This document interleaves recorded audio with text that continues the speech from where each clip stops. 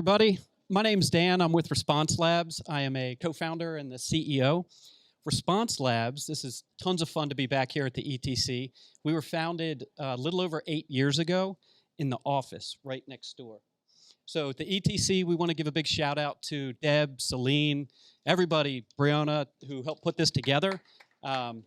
This is fun. It's been fun to watch the ETC kind of take over Baltimore Innovation Week with the various partners. This is new. The live streaming, anybody that's watching, that's fantastic. So Response Labs, we're a digital CRM and loyalty marketing agency. We started over here with 3 people. Over the years, we've grown. The last couple years, we've doubled the size of the company. We've gone from 11 full-time employees to 22 full-time employees. We now have a presence in Baltimore. We're over in Canton. We have a Seattle office. We have a Minneapolis office. And we also have an Arlington office. We have kind of a unique model for a digital marketing agency. And in that model, we have the leaders of our divisions that we're going to go through and do a panel discussion and talk about what we see as far as innovation in the area that we play. Again, digital marketing. So we have data and strategy, which is headed up by Andy Locke. We have creative, which is headed up by Jason Miller. We have media, headed up by Lee. And we have client service, headed up by Jen. We're going to go in depth into each of those divisions and how those divisions work to go deep with their knowledge and skill set, but also broad to work across all of the divisions to produce the work that we produce for our clients. On the innovation side, when we were looking at the Baltimore Innovation Week for this year, I wanted to think about how have we innovated since last year and the year before, because we kind of play a role in Baltimore Innovation Week each year. Over the past year, we launched 2 new divisions. We launched the media division with Lee and the creative division with Jason. That was done largely because our clients asked us to do it. As a digital marketing agency that is very steeped in data, a lot of times our clients want us to work as fast as we're normally working, but they have a challenge with getting the creative done fast enough, or an existing traditional media company that places radio spots and TV spots isn't able to really work fast enough to keep up with the data-driven place that we work. So we stood up those 2 divisions, and that's been serving really well for our clients and positioning us well for growth in the future. So today we're gonna go through. It's going to be a panel format, and we're going to focus on some key areas that we look at when running the company, which is continuous education. Super important for us to stay in front for ourselves, to be the best that we can be, and also to educate our clients along the way. Collaboration, again, both internal and external. Optimization and testing. When you live in a data-based world like we do, you have to always be testing and optimizing your campaigns. And continuous refinement of the AI, the technology, everything that goes into it, again, to deliver the best results that we can for our clients. So I'm going to kick off with a first question for each of the panelists, and I'm going to ask you guys if you could give kind of a brief bio of who you are, and then can you give the audience an overview of your division, your team, and their responsibilities for how those responsibilities play in doing what you do internally and for our clients. And let's start off with Andy Locke. Thank you, Dan. My name is Andy Locke. I am the Director of Strategy and Data with Response Labs. I've been with Response Labs since we were in that room all but maybe 5 months of the time that we've had this agency together, going back with Dan and some of the other partners back even years before in different agencies. So being able to see the growth and the evolution of being kind of a small digital shop doing a little bit of everything from websites, SEO, email, to really finding our place in strategic marketing for CRM and loyalty. It's very exciting. It's very fun to be a part of that. And now with more team members around us growing, as Dan said, broadly and out, the future looks very bright for our team. My division is strategy and data. It's myself, a data scientist, and marketing analyst and strategist. From working with the team, we touch all accounts, and we work with each member of this team from a media perspective to help figure out how to get that message in front of the right people at the right time with the right information. With creative, it's that storytelling. Telling stories with data, it's a challenge every day because charts and graphs, we love it. It tells us a lot, but it's hard to communicate that sometimes into tangible action items. So we spend a lot of time, and Jason and his division is really key in helping us tell that story. And then obviously client service. Jen will go in a little bit more about how we sort of look at account leaders. There's a lot of overlap with strategy and with how we approach problems and the situations that we see with our clients. And the way we can work together, it's a joint effort to service the clients that we work with. From a just overarching perspective of strategy and data, it's a customer centric. We use that term. We took a long time to really figure out how to communicate that. The idea is it's not measuring success by the tactic, right? That email didn't do well. Okay, well, let's throw our hands up and say it doesn't work. No, let's measure success by the customer performance, and that includes email, that includes media, that includes all of those touch points and all of those various key moments in the client experience with the brand to determine how well we're doing, how well the efforts are being put in to have that customer do the thing that you wanted them to do at that moment in their journey with you. So we take that mindset, we take that approach to all the work that we're doing at Response Labs. That's great. Thank you, Andy. We're going to go through. Andy started with data and strategy. A lot of times when we have an engagement with a client, they have a problem that they're trying to solve, and we'll start really looking at that problem and trying to dissect how we can solve the problem, what the objectives are, and those type of things. And that usually starts in the data and strategy. Going linearly, we then tend to bring in the creative side of the business to bring the messaging in and to think about how we can creatively solve the problems. Jason, you want to take it away? Absolutely. So Jason Miller, Creative Director at Response Labs. Traditionally, you might think of a creative director or creative division as the look and the feel, how things are designed, a logo. Hopefully everybody knows that a logo is not a brand. A brand is much more than that. It's much more than your look and feel. It has to do with what you say and how you say it and where you show up in the marketplace. All of those things kind of combine to be your brand. So as my team and my job is to interpret a brand and put it into the right place. You see the message, the headline back here, which is make every message matter. That's in all locations that a brand shows up. It's not just look and feel, it's how they articulate themselves and how they show up on a regular basis.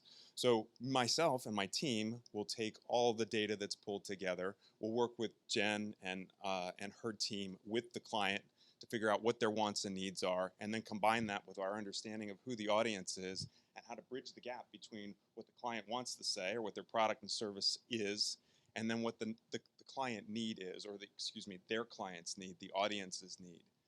What's built in the middle there are things like solutions, like how are we going to show up? What is the message that we're going to put out there? What are the tactics that we're going to combine that are going to help the customer understand the value and the benefits of what our clients have to offer? Again, that all comes back to a tangible thing in terms of design and look and feel, copywriting, could be video, could be animation, could be interactivity. There's a number of different things that kind of culminate at the end of things.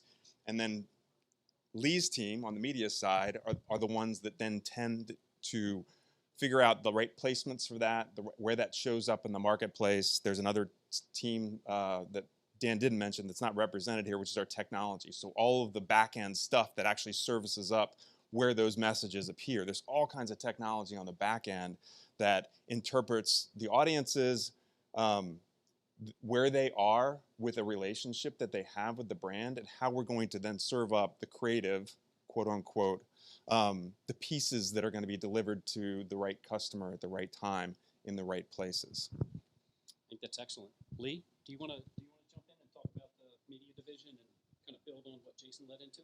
Yeah, absolutely. Hi, everybody. My name is Lee Jacobs. I am the media director at Response Labs.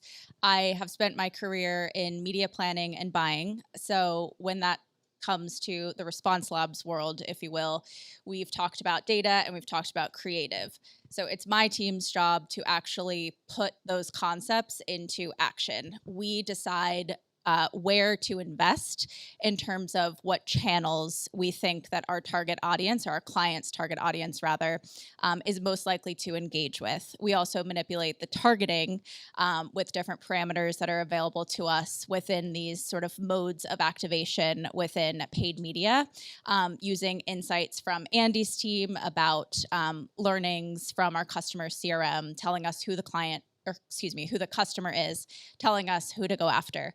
And of course, tying that all in with Jason's team, we make sure that we're serving the best message to the right customer in the right place and even at the right time. So there are a lot of sort of levers that my team manipulates, essentially to make sure that we are effectively positioning our clients' brands in front of the consumers, existing consumers, or folks that we are trying to convert to become consumers on behalf of our clients. That's great. Jen, do you want to pick up and talk about the client service team? I purposely wanted to put you last because, no problem. Yeah, I purposely wanted to have you go last because your team is instrumental across the whole kind of ecosystem of everything we do. Yes, and you make every message matter. Thanks, Dan. I'm Jen Aldinger. I'm the Director of Client Service at Response Labs, and my team has a breadth of knowledge across all of our clients.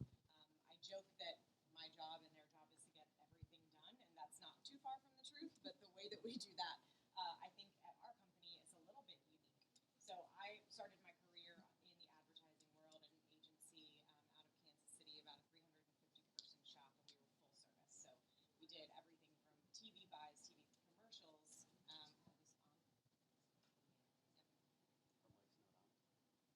Make sure your mic's on. I missed all of the good things that I said. Just start it. Got it. One One more. Even the people live stream could hear you. Yeah, I know, right? Yes. Okay. So I started my career on. You now work for Etsy. Oh, great. This is going well. It's okay. Client service. We keep it calm and collected, everyone.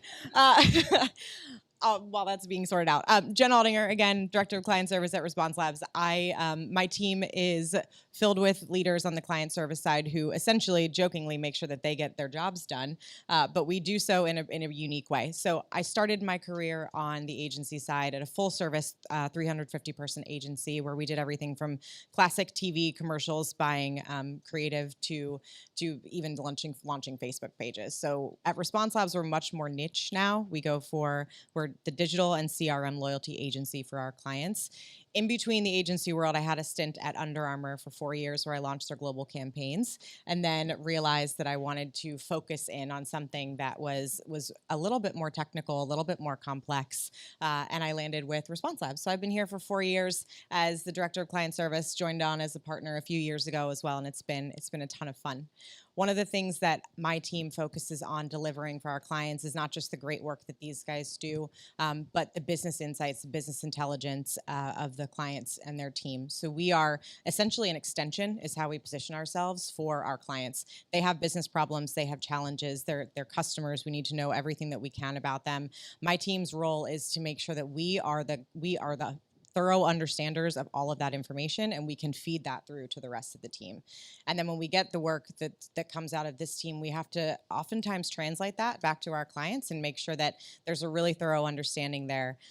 We understand how what we are doing is going to deliver on their goals, their KPIs. So there's a little bit of data analytics involved in my team. There's a little bit of media strategy involved in my team. We have to understand how we position creative. So that to say, my team sort of has to be an expert of all of the different channels, because we have to be able to speak eloquently to our clients about everything that we do as an agency, and then in turn really elevate their brand and elevate their presence in the space for their consumers. I would say that's an excellent overview. God bless you. Thank you. Did you want me to do that again? Or No, nope. We got you the second time. Great. And I would think as we were coming up with kind of the framework of this panel discussion, a word that was thrown around a little bit was consulting. And we are not a consulting company. We don't position ourselves as consultants, but we do a lot of consulting for our clients. And I think your client service team does a ton of that. Like when you say we do a little bit of analytics and a little bit of this, I think you do a whole lot of those, and you go deep in those various areas, which is great. And that's part of kind of the secret sauce of how Response Labs and our team works in this fast-paced, data-driven environment that we work in. So that was a good kind of a high-level overview of how we're structured from a leadership and a team perspective. Now we're going to go down and get a little bit more granular into what it is we do, our kind of core thoughts and processes and strategies on how we bring this stuff to life. Before we jump in there, though, are there any questions based on what we talked about so far that anybody wants to put up, or anything specific that you want to come away from today's panel with? Nothing. Okay. I have a question. Okay. Can Jen go again? No, anybody can go. But I think we're kind of uniquely positioned too. We didn't get to it, but the nature of our business, Response and Labs, has two very distinct things, and you heard it come out from several of us. One thing is we're very data driven, right? We're trying to go into the nuts and bolts of things and the metrics of that, and then there's the lab side of things where we're innovating, trying to experiment with things, testing things out. Do you have any additional deep dive into the sides of the business that we have, Dan? Absolutely. And I'd say your position in the company, relatively new, heading up our creative, has been brought out by that on the lab side of the business. When we're working with data and we're working with segmentation and clusters, and we're able to put messaging in front of those people wherever they are digitally. So whether it's display ads when they're looking at a website, or they're listening to a podcast, or they're streaming some music, and we're able to get in front of them, that changes the game a lot of ways for digital marketers. It's not just create a banner ad and create a skyscraper and put it out there on Google and it's going to hit a ton of people. You tend to become very, very focused, razor sharp focused in what your messaging needs to be. And when you start to talk about testing, you really have to get into the innovation and think about, what am I testing? Why am I testing that? And how do those ladder up to the different marketing objectives that we have? Also on the lab side of the business and the response side of the business is Lee's division. Lee's division, again, runs media. We are a trade desk partner. Is anybody here familiar with the trade desk? Okay, trade desk. I'm going to let Lee talk about the trade desk in a second. But the trade desk is a leading programmatic ad platform that allows us to target our clients' customers and lookalike audiences wherever they are digitally. So again, podcasts, display ads, over-the-top TV. If you're streaming something on Netflix or Hulu, we can put ads there in front of you. On the response side of our business, that is where marketing, it's not where it's going, it's where it is today. Like, that's where the leading marketers are spending their marketing dollars. You can still spend $5 million on a Super Bowl ad if you'd like to. And for some companies, that's fine. For most companies, that's not going to cut it.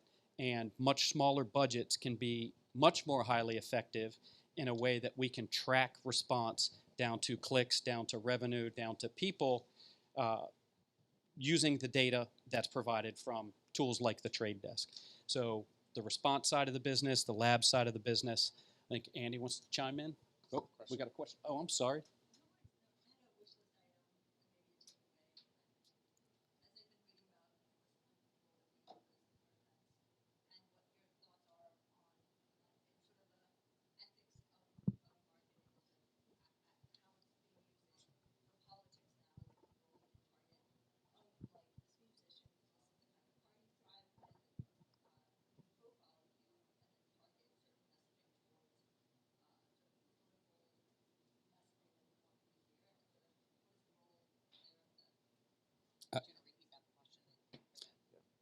Yeah. So thank you.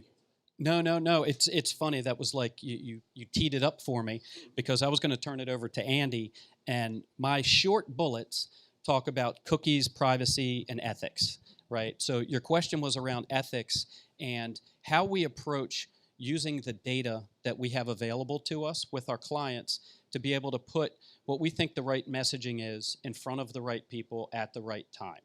Is that a good summary? You want to understand what our thought process is there?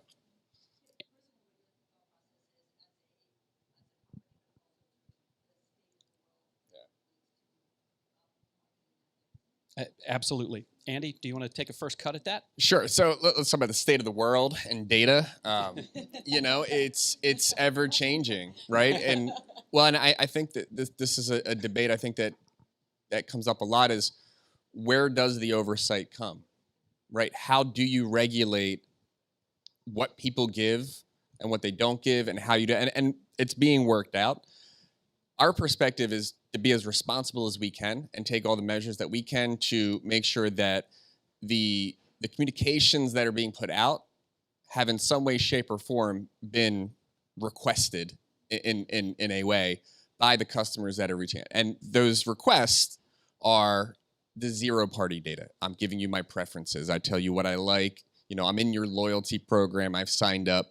This is the information I'm giving you with the hopes that, you know, I'm going to get something back that is useful to me. It's that mutually beneficial relationship that we can help brands build with their customers, right? There's also the behavioral type data. So going to a website, clicking on an email. These are all actions that somebody is taking, showing some level of interest or engagement with your brand. What can we do with that information? We can retarget them. Right? We can say, you've shown interest in this, we're going to bring that back to you. What is out there now is that with display ads and with other types of communications, it does put the power of the customer to make the decision. If you see it on ads, you can choose not to have those ads. You can have your cookies not be cookies, being the little bits of code that allow that retargeting to show you what you visited and bring it back. That power is now with the customer, which actually honestly makes our job a little bit better, because we feel more confident that the messages that are going out and the results we're getting back in are that much more valuable, and we can bring that insight back to the customer, to the client, and then we can use that information to build a more I don't want to say accurate, but closer to accurate of a one-on-one profile of who that customer actually is. And then back to that mutually beneficial relationship. A relationship only works if it goes both ways. If we give and bring it back. So you got to give 20 to get one back. And we follow that motto. So we give back as much as we can through our clients to that customer. And loyalty is a great way to do that. If I may. Of course you may. I would expect nothing less. Yeah, shocker, really. On the paid media side of things, I think that privacy concerns are really tied to third-party data. Third-party data is your online activity being sold back and forth by different publishers and different websites, and it is very much a hot topic in the industry as far as, you know, what are we going to do about these privacy concerns. You know, I'll keep my advertiser cap on for a second and say, I don't want third-party data to go away. As a human being, completely understand that it's a little bit tricky to navigate, you know, what information I'm giving, you know, to different publishers online, and am I comfortable with that? So as Andy was saying, we really, as a company and on behalf of our clients, lean into first-party data. One of our primary goals of our campaign is to accumulate as much first-party data, which is a customer first-party and zero-party data, which is that information that a customer has elected to give the brand.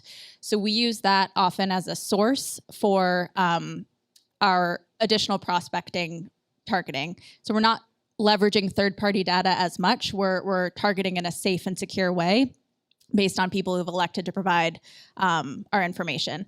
We're going to talk about the trade desk, but the trade desk is actually one of the industry leaders in addressing these privacy concerns, and they've done a lot in creating a sort of unified system, without getting too much into the nitty-gritty here, for advertisers to still be able to leverage data that benefits brands, but in a way that is safe and secure for the consumer. Yeah, hold on to the mic, because I was going to ask you to talk about the trade desk in a minute, but I did want to build a little bit more on the kind of ethical and moral side of that question. It was super timely. We had a meeting today. I'm not going to name the client, but it's Q4. We got to drive revenue for them. We're hitting the numbers, but they want to knock them out of the park.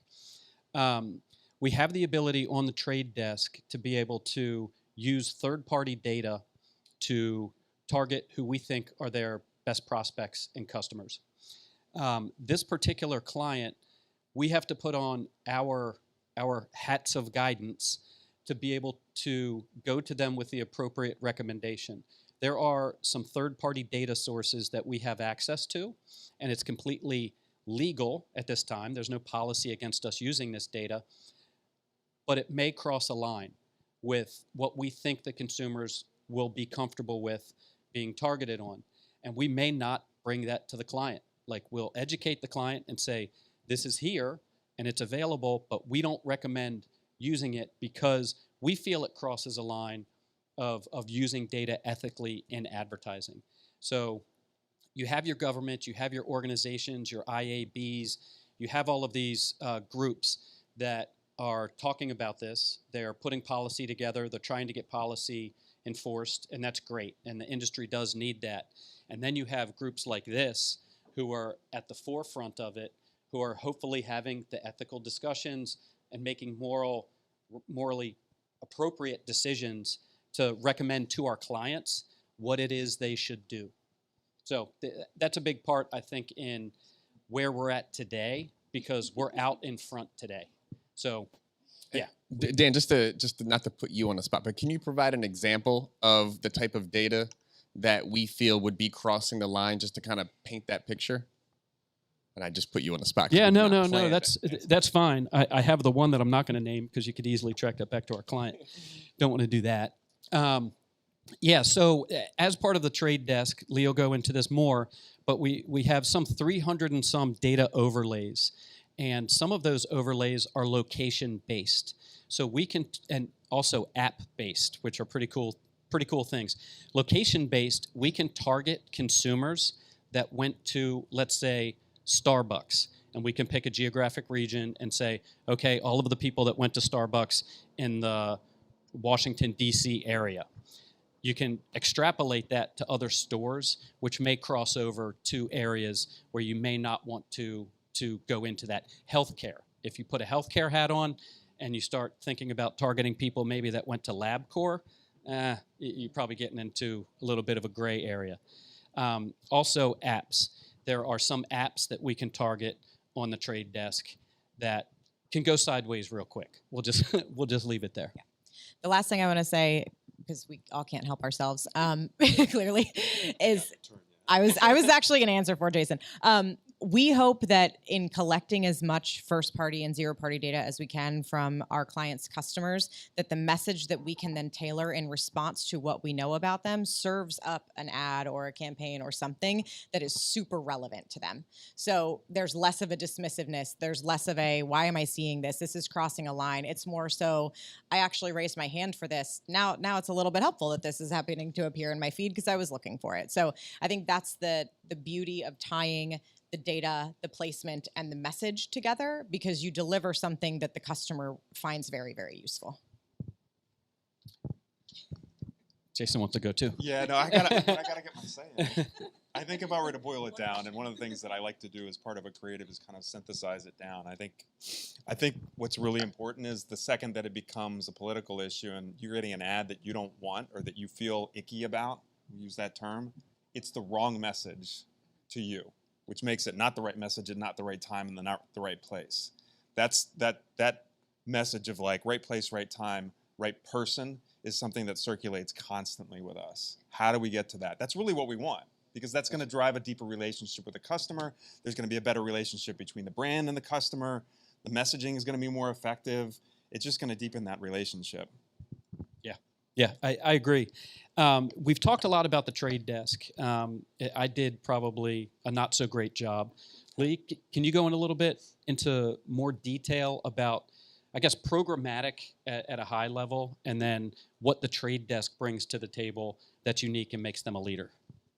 Yeah, absolutely. So any successful paid media campaign involves investing in channels that cover inventory of where your client is likely to be. So finding your customers, potential digital footprint and ensuring that your clients' ads are appearing within that digital footprint. So we have Google Ads, which covers paid search. We have and display and many other placements. We have Meta. We have Instagram under the umbrella of Meta. The trade desk is another mode of activation for paid media that covers a lot of other inventory across the open internet. Programmatic media buying is automated bidding on ad placements. So the trade desk leverages AI to purchase inventory that is most relevant based on the parameters that you've set within your campaign. So I do want to clarify, there's always human decision-making involved here. AI is not taking my job. The trade desk is a leader in the industry, I've mentioned, certainly with privacy, but also as far as the different publisher relationships that they have and the inventory that they give us access to as advertisers. Dan mentioned streaming radio and streaming TV, or connected TV over the top. There's a lot of online video inventory there. And it's really about gaining not only access to that inventory, but also efficient access to that inventory. You're all into stats, like stats of channels and all of that. Now I'm going to put you on the spot. We get to put each other on the spot. Linear TV, from an advertising perspective, is not as popular as it once was. It's being passed. Can you talk a little bit about that and what's passing linear TV and what linear TV is? Yeah, absolutely. So linear TV versus streaming TV is going to be cable versus your Hulu or your Roku, those advertisements that you're seeing there. The streaming TV placements are purchased digitally. Linear TV is still purchased going through different network partners or just the networks themselves. The reason that there's been a massive shift, or one of the reasons that there's been a massive shift toward digital media buying and away from those more traditional placements like billboards or even broadcast radio, linear TV. Those placements, those channels are less trackable and they're less optimizable.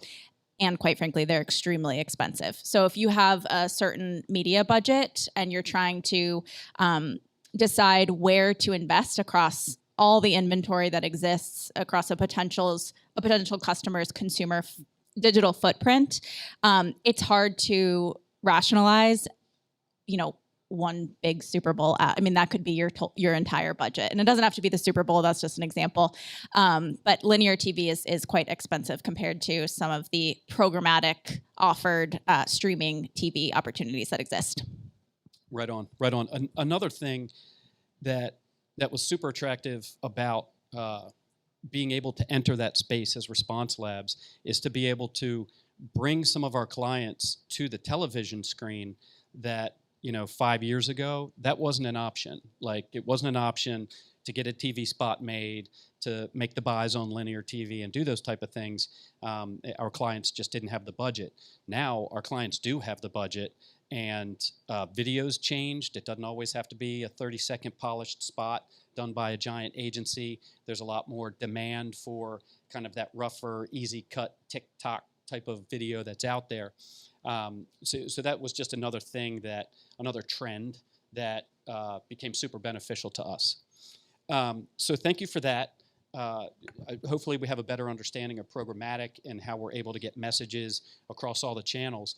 Andy, one of the things that you work with a lot of our clients on that is, it's a great concept, which is it's the concept of key moments for the consumer. And you wrap those key moments, you plan out the key moments, you wrap them up with a plan, we execute against them. Can you go through the concept of your key moments, how they work with the different channels, and how they ladder up to making a customer do what we want them to do? Sure. So thank you. Previously we talked about that customer-centric model and kind of measuring the success by the campaign as a whole. When we look at the customer and their experience and journey with the brand, it's not a straight line. It's not just awareness to consideration to decision to advocacy. It's not that easy. It's chaotic. It's crazy. There's so many things vying for our attention every minute of every day, from the second we wake up to the second we go to sleep. You know, we have our phones in our hands as we fall asleep, and then you probably got 10 ads before you closed your eyes.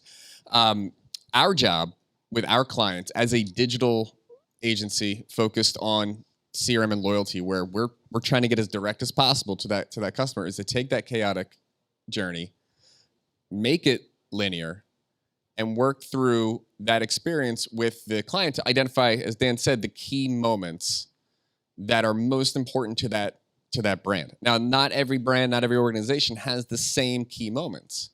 A comment on a social post might be more important for this brand versus this other one. Thinking about buying something might be very important for a roof because it takes a long time. So all the different touches in between thinking about it and making a decision are way more important than a packaged good like getting a cup of coffee. There's not a whole lot of time to think about going and buying that coffee. So our job is to help understand the customer. We do that through a variety of ways of from the data available to us to the data we can get from other partners to really bring a profile together. This is not anything that different than other agencies do, but the way that we like to think about it, make every message matter. It's a holistic approach. We want to understand the business of our client and that experience that a brand has. If you have a truck driving down the street with your brand on it and they cut off somebody on the street, that's an experience somebody just had with your brand.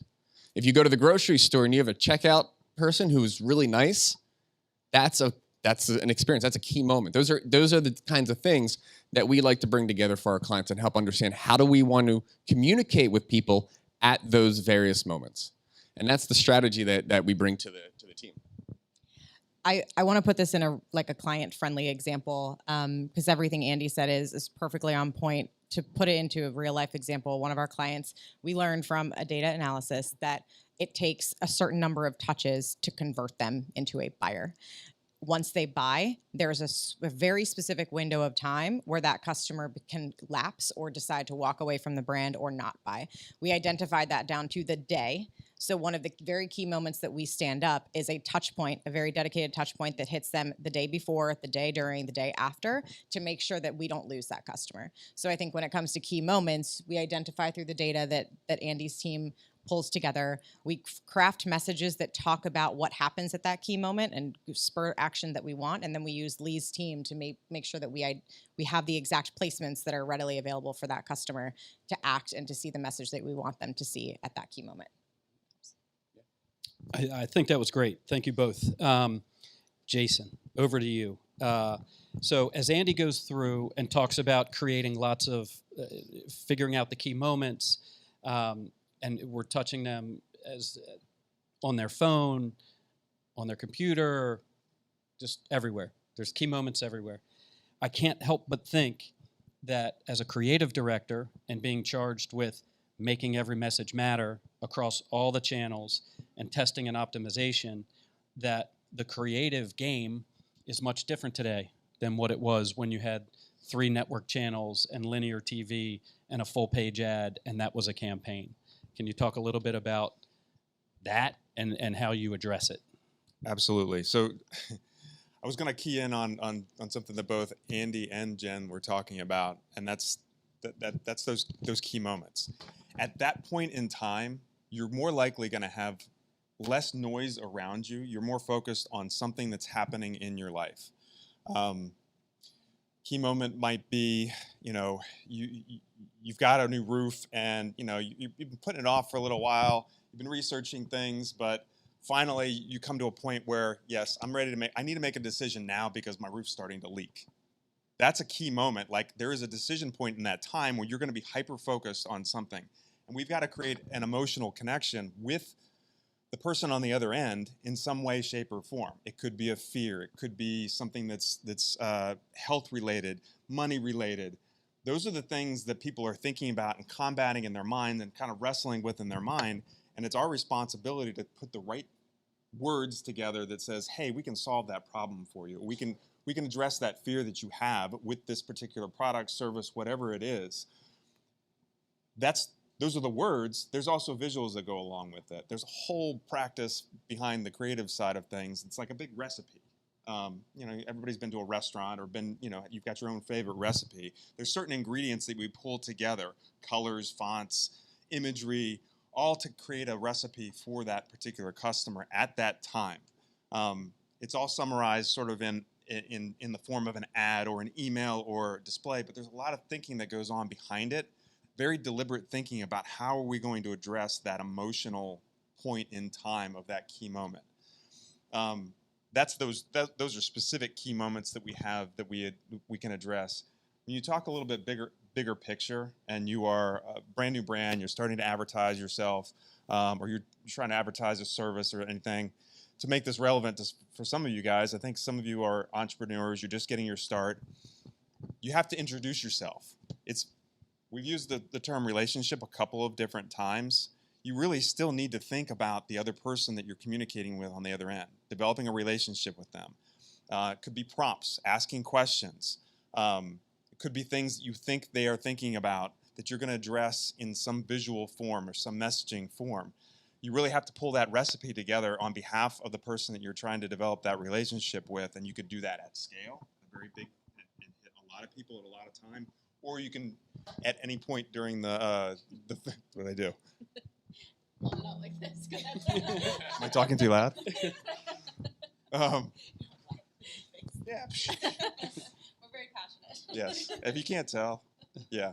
So there's a whole variety of points in time where you are having a conversation, either visually or through advertising, through brand, through something. There's communication that goes on each one of those stages, and it is our responsibility as the creative folk, in combination with all the other services and things that we offer, all the other team members that we have here, to kind of coalesce around what is going to make the biggest impact on that person on the other end and drive that relationship a little bit further. Yep, I think that was great, and it's perfect to hand it over to Jen, because I think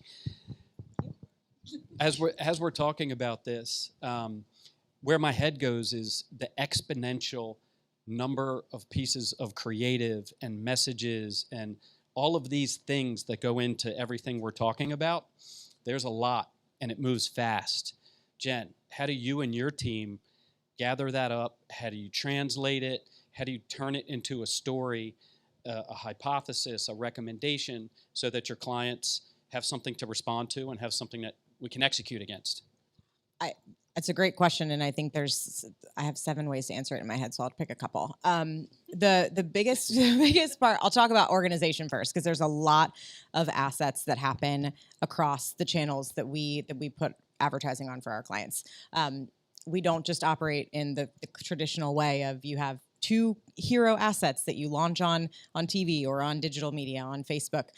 We have iterations and versions and customized ways to speak to our customers that we have to keep organized. We rely on tools at Response Labs. We are hyper organized. Smartsheet is one of my favorite tools. We organize everything in Smartsheet. Our clients have access to that. So we have a really well-tracked record of all of the assets that we've created, all of the assets they've requested, where everything is running, how it's performing, tracking back to individual pieces of the campaign and what's performing better than others. How can we test against each other? So that's one of the main ways that we are super hyper focused on keeping organized. How we sell all of this in at the highest level, I think, is one of the jobs that my team is facing on a daily basis, whether it's a full campaign recommendation, a quarterly recommendation, or just we need to make one tiny change to your ad. It comes with some sort of selling in. Talking to the clients about how what we are presenting to them ladders up to their ultimate business objective. As long as we can connect it back to, you need to connect with your customer in order for them to do this. And when they do this, your revenue increases. When they do this, they don't drop off. Your retention increases. Starting with their end goal in mind and pulling that back to, here's why we recommend doing what we're doing because of the end goal that you have for your customer, and why we might disagree with something that you say that you would like to do because it contradicts what you're trying to do at the end of the day. Framing that up in polished presentations, well-crafted briefs, not just sending things over or making it an afterthought that we talk to our clients about. Everything that we put in front of them feels like it has a clear lens of what is your objective, how is this going to help you achieve it, and what is it going to take to get it done, and then it's the organization behind actually bringing it to life. I think that's great. So doing a time check here, we have 5 minutes. We can certainly keep talking. But does anybody have any question that they would like us to answer before we dive into kind of the quick fire wrap up? Sure. That's smart.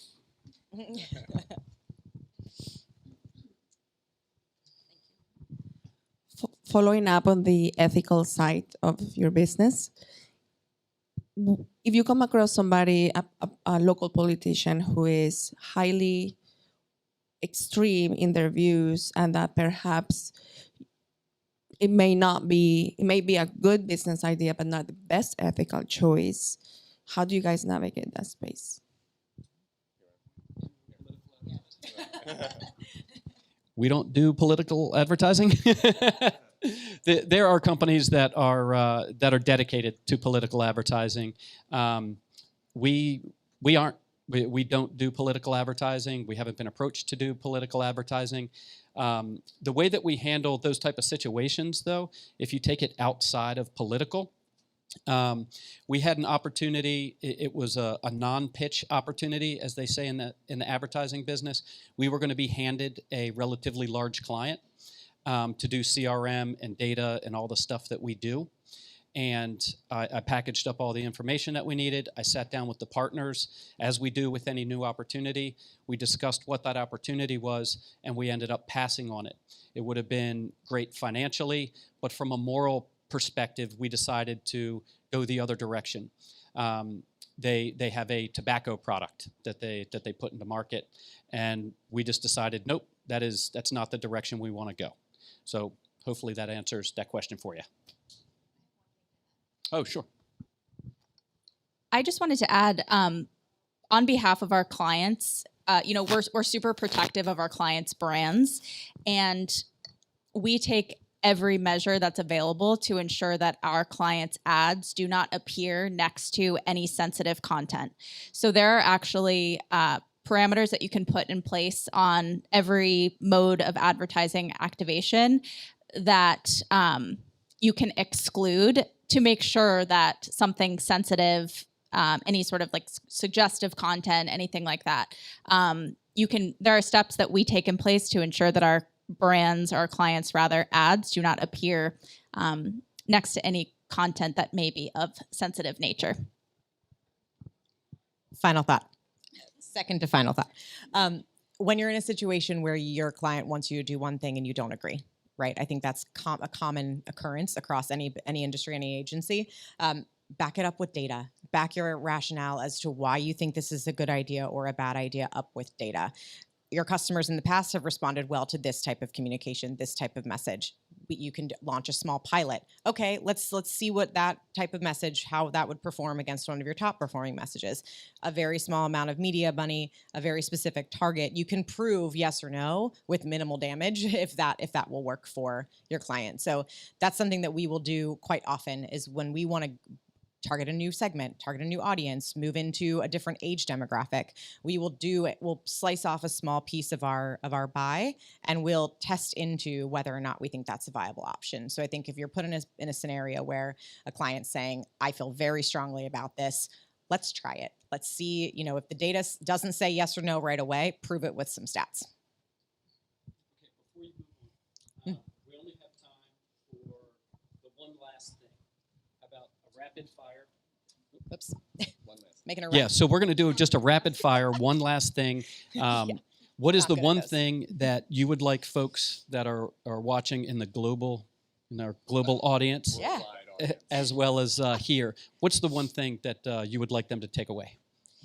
The one thing that I would say from the client service world that I live in is there's always an opportunity for education. So I kind of just touched on that with your scenario. There's always an opportunity to teach your client something new, to educate them on why something is a superior method, why something shouldn't go the way that they want it to go, why they can't compare stats to a prior year when they really think that they should. I think that there's always an opportunity to impart your expertise, or to take what you know and what you've steeped in data and to give that to them in a way that helps them understand a little bit better. Our clients are human beings. We like to say that a lot. They have their goals, they have their pressures just like the rest of us. So putting it into terms that they understand, giving them some education, some ammo, helping to position them to their leadership team, there's always an opportunity for that. And I think that's the one thing that my team focuses a lot on doing. Awesome. Andy, what's your one thing? It's the customer. It's putting the customer first in all the decision making, whether it's charts, graphs, data, creative. Is this something that has the best interest of the customer in mind? Are you actually building a more meaningful relationship with that customer when you're putting that message or that communication out there? If not, then let's go look at another place. It's all about the customer. My one thing would be leveraging your performance data and letting it apply your future strategy in the best way possible. There seems to be, or something I've observed rather, is that there's a tendency to be overly dependent on last click attribution data, which means a purchase that is credited to the very last click of one ad. Google Ads. Google Ads, often. That's usually the example I give. That consumer did not have, or there's a very low likelihood that that consumer saw one ad, clicked on the ad, and made a purchase. It's really important to properly credit those other touch points, your streaming audio touch point, your streaming TV, even a display ad, and make sure that that is part of the story that you're telling to your clients as far as what ultimately yielded that customer to convert. That's excellent. One last thing, Jason. All right, I have a multifaceted one last thing. It's going to 'cause be three things in one, isn't it? I've got 19 things that I want to say. But if We got short time. You were trying to lead me. You were trying to lead me on noise. There's a ton of things that you could be doing. Everybody, whether you're a big agency or a big organization or a small one-person shop, there's a bazillion things you could be doing. Be a little bit more deliberate. Focus in on a couple of things that you can do now. Test, refine, repeat. If they're not working, go try something else. I love that. And I will go last. I'm the entrepreneur that's been in the game for a long time. Hire the smartest people you can. And that's what I've done. And hopefully you've seen that today. They're over there too. Thank you. Yes.